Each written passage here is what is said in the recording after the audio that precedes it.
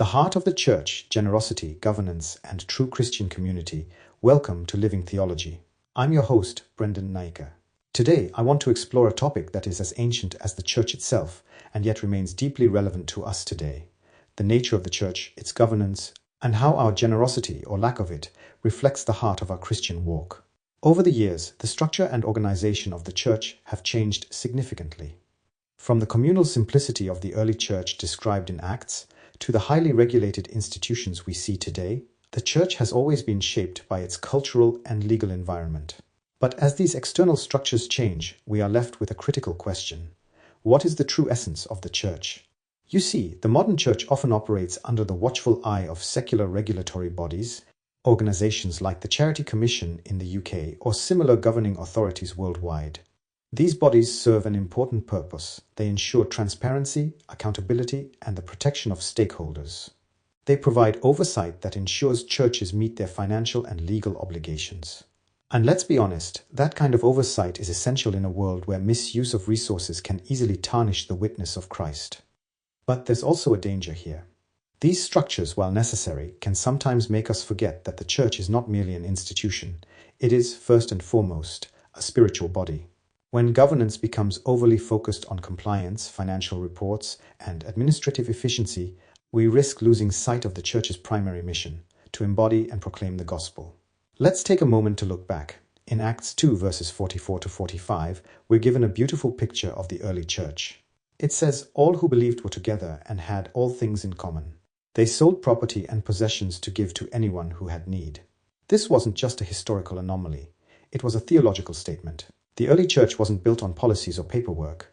It was built on shared life, mutual care, and sacrificial generosity. Contrast that with many churches today. How often do we hear of congregations where generosity must be coerced, where giving is seen as an obligation, not a joyful act of worship? I've seen it myself, churches where giving dries up unless someone preaches about tithes and offerings every week. It raises a sobering question. Has the church become more of a business than a spiritual community? Here's what I've come to realize. Giving is not a financial issue, it's a heart issue. Jesus said it plainly in Matthew 6 verse 21. "Where your treasure is, there your heart will be also." The way we handle our resources, our time, our money, our talents, reveals what we truly value.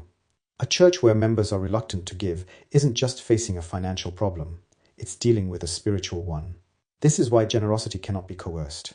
Manipulating people into giving might work in the short term, but it ultimately undermines the church's mission. True generosity flows from a heart transformed by the gospel. It's the natural response of someone who understands that everything they have belongs to God, and that they are simply stewards of His resources. Now, this brings us to a critical point about the church's structure. Churches come in many forms. Some are congregational, where decisions are made democratically by the members. Others are led by a central leadership team or a board of trustees. Regardless of the model, the true test of a church's structure is not its efficiency or compliance with regulatory standards. The test is whether it encourages a culture of generosity, shared responsibility, and alignment with the gospel's mission. When a church truly embodies these qualities, something remarkable happens. It stops being just an organization and starts being a family. A family where everyone takes ownership of the mission, where everyone gives freely and joyfully, and where the vision of the gospel becomes a shared passion.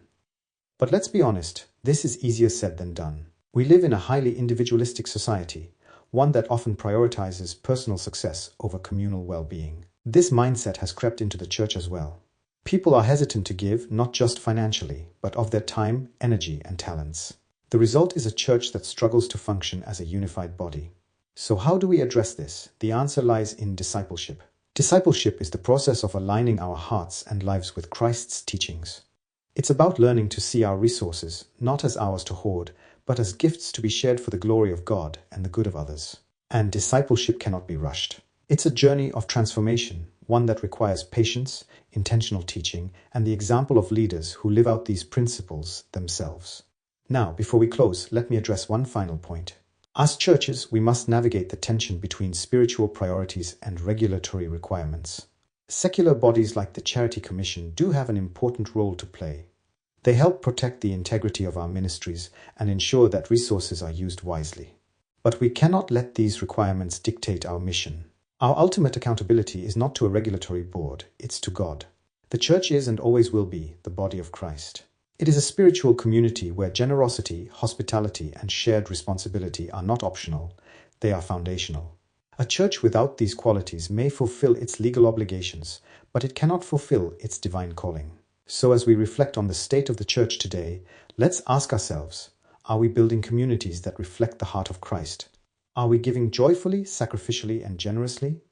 And are we fostering a culture where every member takes ownership of the gospel mission?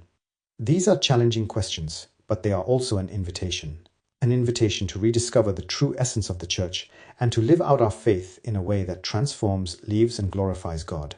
Thank you for joining me on this episode of Living Theology. I'm Brendan Naiker, and I look forward to continuing this journey with you. Until next time, let's strive to live theology, not just as something we believe, but as something we embody every day.